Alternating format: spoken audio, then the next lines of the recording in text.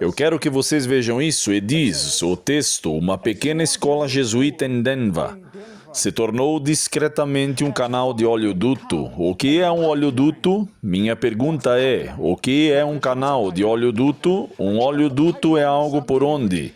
Algo que flui, é um canal. O artigo diz, se refere a uma pequena escola jesuíta. Aliás, o artigo é apenas de alguns dias atrás.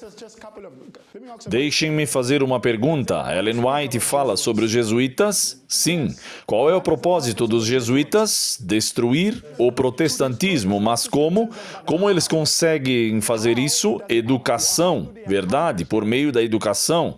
Quero que vocês vejam. Vamos dar uma olhada. Vamos analisar isso. Então aqui diz, o grande conflito 325, que sob vários disfarces os jesuítas foram galgando posições nos cargos de Estado, chegando a serem conselheiros de reis e a moldar a política das nações. Agora, a verdadeira educação é um dos meios pelos quais eles fazem isso, mas agora eu quero que vocês entendam. O que a inspiração diz que eles farão? Eles se tornarão líderes. Eles se tornarão influenciadores dos líderes políticos para fazer o quê? Qual é o objetivo deles? Qual é o objetivo principal deles?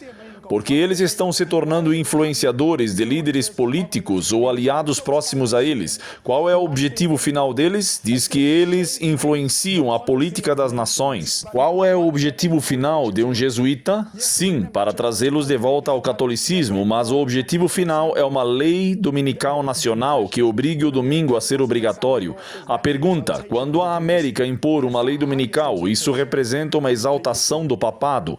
Essa é a mais alta exaltação do papado. E então ela continua. Eles estabeleceram o quê? Colégios para os filhos de príncipes e nobres e escolas para o povo comum. Essa é a área da educação e os filhos de pais protestantes foram levados a observar os ritos papais. Então, qual foi o meio utilizado? Eles utilizam a educação. Agora, vamos analisar isso e diz que uma pequena escola de jesuítas em Denver se tornou discretamente um canal de oleoduto para o quê? Para o quê? Para os republicanos influentes que cercam Trump. Interessante. Este texto não foi escrito por um adventista do sétimo dia. Este texto foi tirado da revista Fortune. Então, estão dizendo que as pessoas que cercam Trump, agora no Partido Republicano, aqueles em sua administração são influenciadores. Sim, na administração, a maioria deles vem desta universidade, a Universidade Jesuíta. Agora eu quero que vocês vejam. E diz, uma universidade católica aninhada nas montanhas rochosas produziu discretamente um número surpreendente de figuras que agora ocupam posições influentes na esfera política do presidente Donald Trump e em um movimento conservador mais amplo, tanto no Partido Republicano quanto na administração Trump. A Universidade Rutgers, um instituto jesuíta de 1948 em Denver, tornou-se um denominador comum inesperado entre os conservadores, líderes que moldaram a política americana por décadas. Quero que vocês vejam isso com atenção. A conexão inclui duas mulheres na órbita de Trump, que atualmente são notícias. Quem é esse nome? O primeiro nome que vocês veem ali, Erica Kirk. Quem é Erica Kirk? A esposa de Charlie Kirk. Onde ela estudou? Em uma universidade jesuíta muito interessante, muito interessante. Nada aconteceu por acaso. E continua, Erica Kirk com o novo CEO do Turning Point USA após o assassinato de seu marido Charlie Kirk. Então aí está, vocês podem ver. Vamos continuar. E diz que é um canal conservador nas montanhas rochosas. Eu tive que fazer isso. Algumas pessoas assistindo a isso diriam agora que eles estão na América. Não devo mais votar nos republicanos. Eu preciso votar nos democratas. Lembrem-se do que o profeta disse, que não devemos nos envolver em políticas. Então, o que eu tenho que fazer é mostrar que esta universidade em Denver não produz apenas políticos do lado republicano, mas também políticos do lado democrata, do Partido Democrata, e diz que há um oleoduto conservador para as montanhas rochosas. Diz que entre os mais influentes, como se pronuncia isso? Sim, Edwin, vocês podem ver isso. Vocês se lembram que nós estávamos falando sobre a Heritage Foundation, que produziu o projeto 2025? Agora vocês devem entender que a pessoa que fundou a Heritage Foundation já faleceu, mas esse homem que a fundou se chamava Edwin. Sim, que fundou a Heritage Foundation em 1973 e atuou como seu presidente por mais de 3 décadas.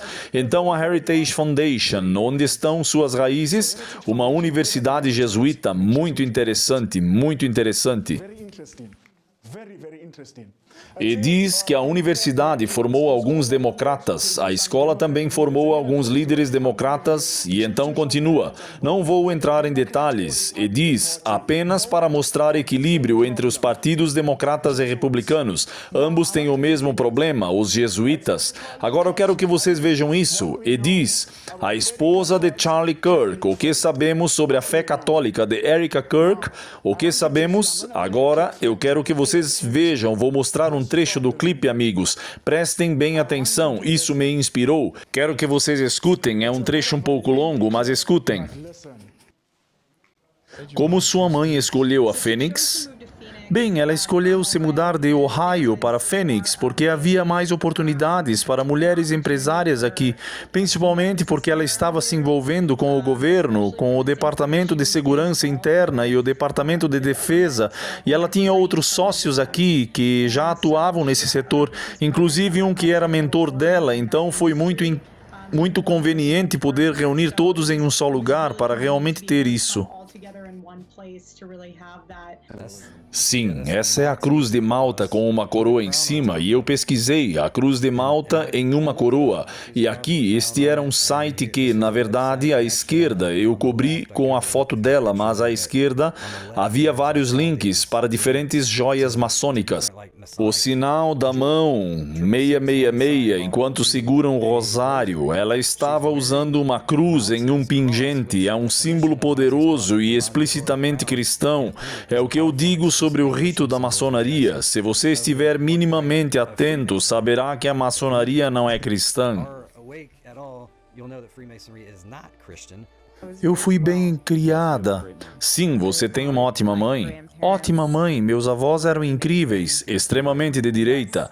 Sim, meu avô era um imigrante da Suécia e lutou na Segunda Guerra Mundial e na Guerra da Coreia, sim, e ele recebeu a estrela de prata e a estrela de bronze e a medalha de honra do rei da Suécia, e ele sempre foi de extrema direita.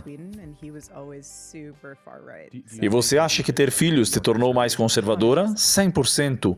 E diz, particularmente para os cavaleiros templários, que este emblema representa o triunfo da virtude cristã e a promessa da vida eterna para os fiéis.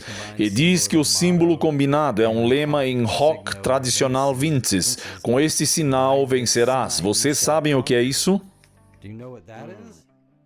Eu sei. Pausa. Alguém sabe o que significa com este sinal vencerás? O símbolo, sim, que ela está usando está ligado aos Cavaleiros de Malta, mas esse símbolo significa, com este sinal vencerás. Eu digo, onde vimos isso, com este sinal vencerás? Quando? Constantino. E o que Constantino impôs? Porque, lembrem-se, Constantino estava indo para a guerra e teve uma visão, com este sinal vencerás, a cruz, e ele foi e venceu. E o que Constantino fez depois disso? Lei dominical. Por que sua mãe escolheu Phoenix? Bem, ela escolheu se mudar para Phoenix, vinda de Ohio, porque havia mais oportunidades para uma mulher empresária aqui, especialmente do ponto de vista de que ela estava se envolvendo com o governo, com o Departamento de Segurança Interna e o Departamento de Defesa, e então ela tinha outros sócios aqui que já atuavam nesse setor, inclusive um que era seu mentor. Então foi muito conveniente poder reunir todos em um só lugar para realmente ter isso. Sim, essa é a Cruz de Malta com uma coroa em cima, e eu pesquisei a Cruz de Malta em uma coroa, e aqui, este era um site que, na verdade, à esquerda eu cobri com a foto dela, mas à esquerda havia vários links para diferentes joias maçônicas. O sinal da mão 666, enquanto segura um rosário, ela está usando uma cruz em um pingente. É um símbolo poderoso e explicitamente cristão, é o que eu digo artigo sobre o rito da maçonaria. Se você estiver minimamente atento, saberá que a maçonaria não é cristã. Eu fui bem criada. Sim, você tem uma ótima mãe. Ótima mãe. Meus avós eram incríveis, extremamente de direita. Sim, meu avô era um imigrante da Suécia e lutou na Segunda Guerra Mundial e na Guerra da Coreia. Sim, e ele recebeu a estrela de prata e a estrela de bronze e a medalha de honra do rei da Suécia. E ele sempre foi de extrema direita. Você acha que ter filhos se tornou mais conservadora? 100%. E diz, particularmente para os cavaleiros templários, que este emblema representa o triunfo da virtude cristã e a promessa da vida eterna para os fiéis. E diz que o símbolo combinado é um lema em hoc traditional vinces. Com este sinal vencerás. Vocês sabem o que é isso? Pensem nisso. Sim, isso nos leva de volta com este sinal vencerás, isso nos leva direto a Constantino. Bingo, entendeu, cara? Legal, então ela está usando um símbolo que tem a ver com Constantino e diz esta frase, com este sinal vencerás, que é uma tradução do latim e é o imperador romano Constantino, então ela é católica. Eu ainda usava meus santos, eu estudei em um colégio católico, estudei em uma universidade jesuíta por alguns anos. Então, e ela está usando esse símbolo maçônico romano, fazendo o sinal de 666, segurando o rosário. E eu perguntei, o imperador romano Constantino impôs um dia de adoração, porque isso é o que está no meu radar. Estou procurando entender como a política e a religião vão se unir, como teremos um sistema da marca da besta, onde você precisa adorar e de uma determinada maneira ou morrer, e isso parecerá paz e segurança. Como chegaremos a isso? Não, era uma daquelas coisas muito importantes para minha mãe e acho que especialmente porque éramos só nós duas, ela realmente queria enfatizar a importância de como a igreja é uma parte central da sua vida. E o domingo, acho que outra coisa também, e olhando para trás, a importância do sábado é algo que é realmente negligenciado hoje em dia. Para ela, era algo que simplesmente significava ir à igreja, ponto final. Não, se você responder, orar de novo, ler a Bíblia novamente, ir à igreja no domingo seguinte, no domingo depois desse. Qual é a mensagem que ela vem promovendo? Vá para a igreja no domingo. Milhares estavam a ouvindo, milhões em todo o mundo. E quando ela teve a oportunidade de falar, ela acrescentou, vão à igreja no domingo. Muito interessante, muito interessante, muito interessante. Tucker Carlson agora, no ponto de virada, ele também está assumindo a identidade de Charlie Kirk. E eu quero que vocês vejam, enquanto falamos sobre o que foi dito. Agora, que evento terreno Ellen White associa ao julgamento dos vivos? A lei dominical nacional, a lei dominical nacional. E eu quero que vocês entendam, lembrem-se do que ela chama o sábado. Ela diz que o sábado é o teste final. Vejam só isso. Lições Objetivas de Cristo, página 412, falando sobre o contexto das virgens sábias e loucas. Ela diz que é em meio de uma crise que o caráter é revelado. Estamos falando de uma crise que desperta a igreja, e então ela diz isso, palavras azuis, o grande teste final. Qual é o teste final? O sábado. O grande teste final ocorre no fim do tempo de graça para a humanidade, quando já é tarde demais para que as necessidades da alma sejam supridas. O que a inspiração está dizendo? Ela está dizendo que este grande teste final encerra o período do tempo de graça para a humanidade. Esta é a crise que leva ao fim do tempo de graça, este é o limite. É esta crise. Agora eu quero que vocês vejam.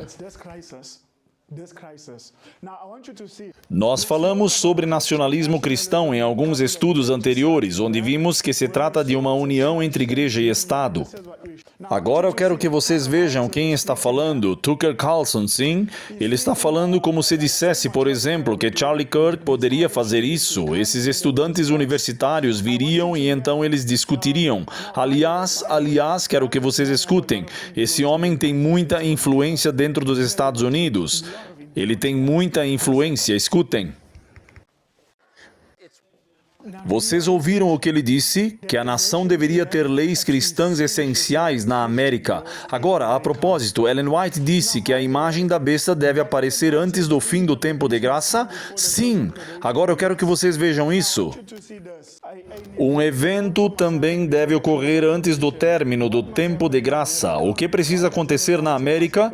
O que Ellen White disse que precisa acontecer na América? Que deve haver uma guerra civil. Este é um dos podcasts recentes de Tucker, por assim dizer. Escutem o que o homem diz, porque Ellen White afirma que na América haverá uma guerra civil. Ela deixa claro que haverá uma guerra civil e pouco depois o tempo de graça termina, Miguel se levantará. Escutem o que Tucker diz. Ele acabou de defender que os Estados Unidos deveriam ter leis cristãs. Vamos ver o que mais ele disse. Bem, sem querer ser pessimista, mas aqui está a verdade e é algo que vocês devem ter em mente nos próximos anos. Nos Estados Unidos, duas coisas a ter em mente. Os Estados Unidos estão caminhando, não inexoravelmente, mas ainda assim, caminhando rumo a uma guerra civil. Número 1. E número 2, as guerras civis são o pior tipo de guerra. Piores do que qualquer tipo de guerra travada contra um adversário estrangeiro, em primeiro lugar, porque os Estados Unidos estão caminhando para uma guerra civil pelo mesmo motivo que todos os países que acabam em guerra civil chegam a essa situação, porque as diferenças entre as populações, entre as pessoas dentro de suas fronteiras, tornam-se insuportáveis. As pessoas decidem que não têm nada em comum com as pessoas que moram perto de mim e que não quero mais morar perto delas. Em outras palavras, a diversidade é, na verdade, intolerável para a maioria das pessoas, não necessariamente diversidade racial, embora às vezes isso também aconteça, mas diversidade de todos os tipos. Essa não é nossa especialidade. Na verdade, essa é, sem dúvida, a nossa fraqueza e sempre foi. Se você não tem nada em comum com sua esposa, seu casamento é mais forte? Não. É claro que seu casamento vai desmoronar. O mesmo se aplica aos países. E a verdade sobre os Estados Unidos é que, em todos os níveis, a começar pelo demográfico, a população americana tem menos em comum consigo mesma, entre si, do que nunca. Quando eu nasci, o que não foi há muito tempo, estávamos na era moderna, com viagens aéreas, ar-condicionado e eletricidade.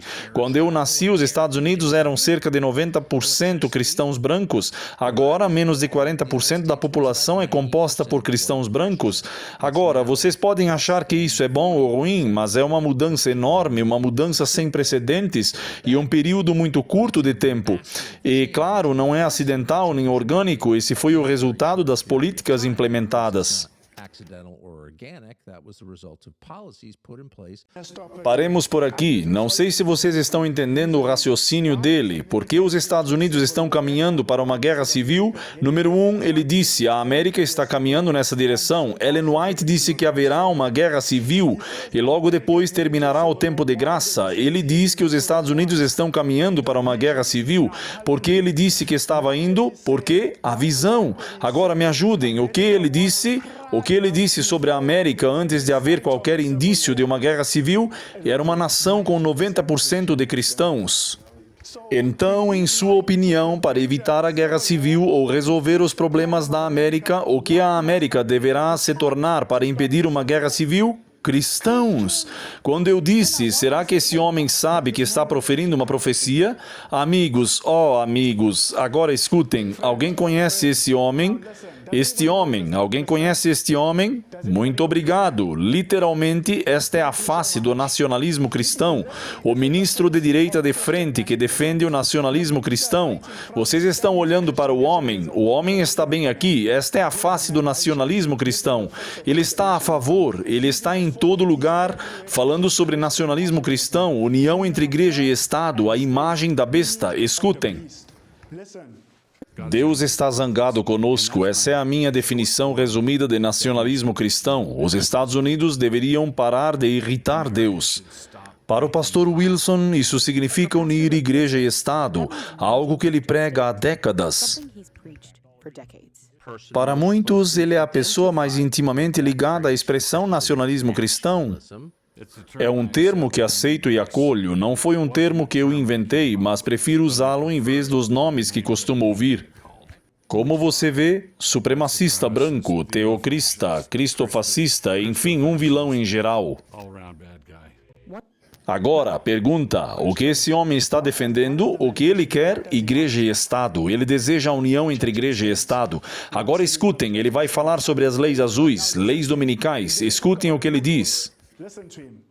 As leis azuis, isso é algo que anglicanos, congregacionalistas, presbiterianos... Aliás, deixe-me fazer uma pausa. Vocês sabem o que são as leis azuis? Leis dominicais, certo? Escutem o que ele diz. As leis azuis, isso é algo que anglicanos, congregacionalistas, presbiterianos e batistas podem concordar. Os adventistas do sétimo dia não fariam isso. Mas sabe, as coisas estão difíceis em todo lugar. Vocês ouviram o que esse homem disse? Vocês ouviram o que ele disse? Todas as igrejas concordarão com as leis azuis, exceto os adventistas do sétimo dia. Mas a situação está difícil em todos os lugares. Em outras palavras, superem isso. Está chegando. Ruim para vocês, bom para nós. Ruim para vocês. Desencorajando os adventistas. Sim. O argumento dele é o argumento. É melhor que uma minoria sofra do que a maioria. A mesma ideia, idêntico. Isso será ruim para os adventistas, mas se não fizermos nada, ele será ruim para todos. Sim, esse é o argumento dele, este é o argumento. Agora, amigos, podemos ver muito claramente que estamos nos aproximando da crise. Será que Satanás entende isso? Sim, é ele quem está fomentando a crise, é ele quem está fomentando esta crise. Agora eu quero que vocês vejam isso, eu quero que vocês vejam o que o profeta diz. Ela diz no livro O Grande Conflito, ela diz, à medida que se aproxima a tempestade, uma grande classe daqueles que professam fé na mensagem dos três anjos, mas que não foram santificados pela obediência à verdade, abandonarão sua posição e se juntarão às fileiras da oposição. Agora, com base nesta citação, quando a tempestade se abater sobre nós, na verdade, nem mesmo quando ela se abater, ela diz que conforme a tempestade se aproxima, uma grande classe de adventistas do sétimo dia abandonarão sua posição e se juntarão às fileiras da oposição. Eu já perguntei isso e já estudamos isso antes. Por que eles fazem o que eles fazem? Porque eles não eram o quê? Eles não foram santificados. Então, a razão pela qual a maioria sai é porque não foram santificados. Agora, eu expliquei para vocês o que é santificação. Ellen White afirma em Mensagens aos Jovens que se trata de obter a justiça de Cristo. Em outras palavras, eles nunca experimentaram Cristo como sua justiça. Essa santificação trouxe consigo a justiça. Mensagens aos Jovens, página 35. Amigos, eu digo e repito, se vamos passar pela crise, isso precisa ser resolvido. Amigos, que Deus nos ajude a nos prepararmos para a crise que se aproxima. Onde começa a preparação? No lar. A pergunta é, a Romênia faz parte da Europa, da União Europeia ou faz parte dela? Então a pergunta, se a União Europeia tomar uma decisão, isso afetará a Romênia? Sim, certamente afetará a Romênia. Nós mostramos, não sei qual foi o estudo, mas mostramos que a Romênia hoje está à beira do colapso econômico. Nós vimos isso, nós provamos isso. Agora, lembrem-se, para que haja uma moeda digital, para que ninguém possa comprar e vender, o que deve acontecer com as economias no mundo, primeiro elas precisam entrar em colapso e um novo sistema precisa ser introduzido como se fosse uma maneira melhor. Algumas pessoas lutam contra as moedas digitais. Elas podem lutar contra isso agora, mas em uma crise as pessoas querem qualquer solução. Elas devem estar abertas a qualquer solução. Agora, eu quero que vocês escutem o que ela diz sobre a Romênia. Escutem. Sobre um segundo ponto, eu tento compartilhar da sua opinião. A natureza não gosta de vácuo e nós começamos a trabalhar nisso, um euro digital. Bem, na verdade começou quando eu iniciei meu mandato há 5 anos e meio atrás. Não estou reivindicando a paternidade do euro digital, porque meu colega Benoakur já havia se pronunciado sobre o assunto antes da minha chegada, mas certamente dei continuidade ao projeto. E posteriormente, Fábio Panetta entrou para o conselho e Piero Cipollone, que substituiu Fábio, assumiu a liderança junto com uma equipe muito competente, focada em acelerar o processo e, com sorte, fazer campanha suficiente junto a todas as partes interessadas, o Parlamento Europeu, o Conselho Europeu, a Comissão Europeia. Então, para que possamos, eventualmente, vocês sabem, não apenas encerrar, mas tornar realidade o euro digital, o prazo final é 25 de outubro de 2025. Quando ela disse que é o prazo? 25 de outubro. Bem, amigos, não verifiquei completamente o progresso. Agora, eu quero que vocês escutem, ameaça à liberdade. Agora, novamente, Sky News, a contraparte na Austrália, Fox News, oração pela liberdade, escutem. Muitos céticos alertam que uma identidade digital é o fim da democracia, como a conhecemos, e um passo irreversível rumo à morte, a um futuro distópico sem dinheiro físico, apenas uma moeda digital controlada pelos governos, potencialmente levando a um sistema de crédito social ao estilo chinês, onde o governo tem a capacidade de controlar e restringir todos os aspectos de suas vidas, desde para onde você vai, como você viaja, sua saúde, cuidados médicos, o que você come, controle sobre seus hábitos de consumo, um veto sobre as suas perspectivas de emprego e assim por diante. Aqui está Catherine Fitz, cética em relação à identidade digital e à moeda digital, ex-bancária de investimentos da Wall Street. Ela sabe do que está falando. O dinheiro não funciona bem, a menos que todos estejam conectados. É preciso rastreá-los, observar seu comportamento e influenciá-lo para ter controle total. E isso não se resume a dispositivos vestíveis, nem a uma internet das pessoas. É um golpe de Estado, é o fim da liberdade humana no Ocidente. Então, estão entendendo o que ela está dizendo? O fim da liberdade, quando todos estivermos em um sistema digital. Agora, sabemos que no Reino Unido eles estão planejando seguir esse caminho. Amigos, a crise está quase aqui. A crise está quase aqui. Com tudo o que estudamos, que Deus nos ajude, amigos, a aplicar essas verdades às nossas vidas. Começando por onde? Em nosso lar, em nossa casa. Qual é o problema maior que enfrentamos em nosso estudo anterior? A questão do egoísmo. Que Deus nos ajude, que Deus nos ajude. May God help us.